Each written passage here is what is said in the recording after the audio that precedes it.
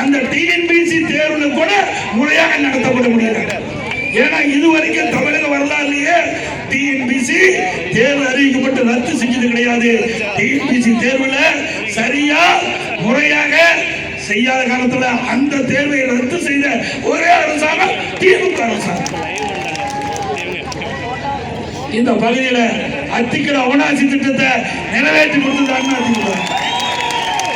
விவசாய கோரிக்கை அத்திக்கட அவனாசி திட்டம் விடுபட்ட பகுதிகள், விடுபட்ட ஏரிகள், அந்த ஏரிகள் கணக்கிட்டு அத்திக்கட அவனாசி திட்டம் 2 செயல்படுத்தப்படும் அதிமுக ஆட்சி. அது மட்டுமல்ல, குடிமராமத்து திட்டம் இந்த ஆட்சியை நிறுத்திட்டாங்க.